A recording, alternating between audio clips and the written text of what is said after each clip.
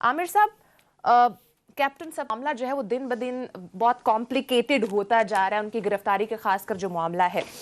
एक तरफ इमरान खान साहब कह रहे हैं कि नॉर्मल इशू, ऐसी हाइप क्रिएट की जा रही है, जबकि दूसरी तरफ आर्मी चीफ साहब ने इतनी बड़ी इंक्वायरी का हुक्म दे दिया है। तो क्या है, नॉर्मल मामला है या कोई वाकई में कोई बड़ा एक्ट है? ये बात ये है कि अभी सारी सियासत जो है ना, ये सियासी फिल्म जो है ये अपने क्लाइमेक्स की तरफ जा रही है। ये लगता है अभी फैसला हो जाएगा, ये 5 साल बाद नहीं फैसला होगा कि वो पंजाबी में कहते हैं कि कट्टी कट्टी कट्टा निकल आएगा। इधर वे पता लग जाना कि क्या वो निकलेगा इस दूर से। वो इसलिए आप देखें ना, ओवरऑल ज़रा पिक्चर गौर करें कि नैब ने इतनी लंबी आज 11 रेफरेंसेस नए दायर कर दिए हैं, जिसमें नवाज शरीफ साहब भी हैं, ख्वाजा आसिफ साहब भी हैं, एहसन इकबाल भी हैं, दर्जनों एजाज चौधरी साहब भी हैं, दर्जनों उसके अंदर जो है ना जी दर्जनों एहसन इकबाल हैं, दर्जनों उसके अंदर बहुत ही सीनियर सरकारी अफसरान भी हैं। तो वो भी एक सिलसिला शुरू हो गया है। अदालत ने, चीफ जस्टिस साहब ने कह दिया है कि जनाब इसको आप डे टू डे हियरिंग शुरू करें। उसकी तफसील में हम जरा बाद में आते हैं, उस पर बाद में आते हैं। मगर दूसरी तरफ ये लड़ाई जो है अपोजिशन और उनकी नहीं रहेगी, गवर्नमेंट की। ये सड़कों पे भी हो रही है, ये होटलों में हो रही है, ये स्टेडियमों में हो रही है, अदारों में हो रही है, यूनिफॉर्म्स के दरमियान भी लड़ाई हो रही है। तो उसका फैलाव बढ़ता जा रहा है।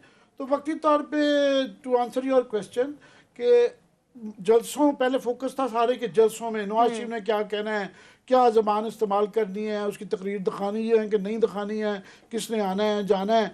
तो वक्ती तौर से फोकस वहाँ से हट के ना थोड़ा सा ये कराची वाले वाक़े पे हो गया है। और पता नहीं किसके लिए अच्छा है या किसके लिए बुरा है, मुझे इसमें से बचता कोई नहीं नज़र आ रहा। उसकी वजह वो इसलिए कि एक तो ये है कि ये बिल्कुल सही कह रहे थे कल कि विलन थे जो उन्होंने किया, जिस तरह की ज़ुबान वहाँ पे इस्तेमाल की गई, कायद-ए-आज़म के मज़ार के ऊपर जो बेहुदा वहाँ पे बातें की गई, वो उसके बाद सारों ने ही मजम्मत करनी थी, मगर उसकी मिस हैंडलिंग इस तरीके से की गई कि उसके अंदर से वो उनको एक तो हीरो से ही बना दिया। और वो पुलिस जो कि जिसका बहुत मैं समझता हूँ विलनिश रोल है कि आईजी साहब जो है वो बार बार कह रहे हैं आप जुडिशल इंक्वायरी करवाओ। ये नून लीग वाले भी कह रहे हैं, पीपल्स पार्टी भी कह रहे हैं। पहले बिलावल साहब ने आर्मी चीफ को करने के बाद अब कह रहे हैं जुडिशल इंक्वायरी। अगर जुडिशल इंक्वायरी हो गई ना तो मुझे इसमें से कोई बचता नहीं नजर आ रहा। पूछे क्यों? फंस जाएंगे। वो इसलिए कि उसमें ये कहा जाएगा, वो गौर से देखी जाएगी फुटेज के नारे क्या लग रहे थे।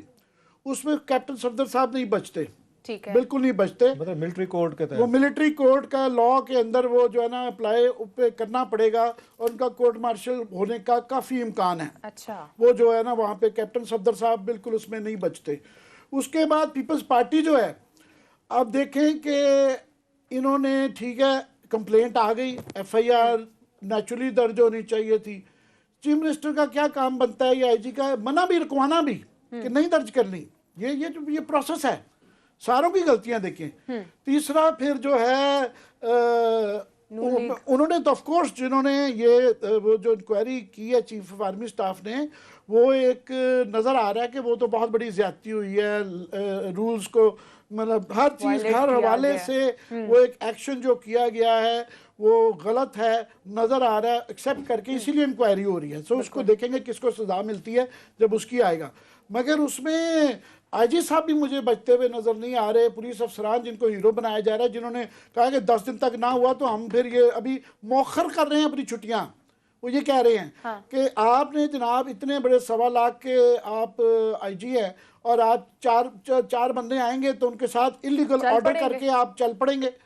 इलीगल ऑर्डर्स आपने क्यों एक्सेप्ट किया? इलीगैलिटी भी है। आपके 1.25 लाख से मुझे हाथी याद आ गया। 1.25 लाख आपको पता है दुनिया की सबसे बड़ी जो पुलिस है पंजाब पुलिस फोर्स है, क्योंकि इंडिया वगैरह में जो है ना वो 18 करोड़ का यूपी है, मगर वहाँ पे डिवॉल्व्ड पावर है कि IG के पास इतना इख्तियार नहीं होता, नीचे जो है ना एरियाज होते हैं उनके पास चले जाता है।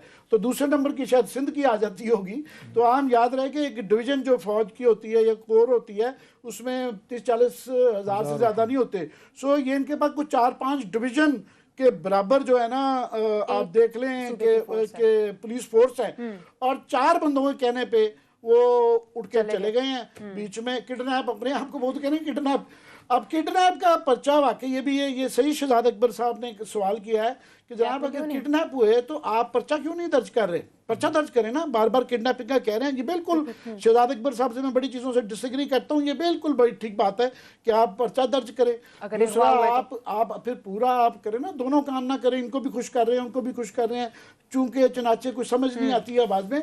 तो मुझे इस सारे उसमें वो नज़र आ रही है। पर मैं ये समझता हूँ कि थोड़ी सी नरमी मुझे बिलावल की आवाज़ में, उसके बाद जो आज गिलगित में वो बल्तिस्तान में जो वो बयानात मैं देख रहा हूँ ना, तो वो जो फ़ोन कॉल हुई है ना उनकी, तो उसकी जो मैं अंदाज़ा लगा रहा हूँ कि उस फ़ोन कॉल के बाद थोड़े से नरम पड़ गए हुए हैं। सो ये मज़ीद कोयटा में पता चल जाएगा। Quetta is the next test कि कोयटा के अंदर जो है, आज पहले ही हम बता चुके हैं कि उसकी बहुत हसासियत है। Quetta, Balochistan, insurgency, India, China सब बीच में आ जाता है।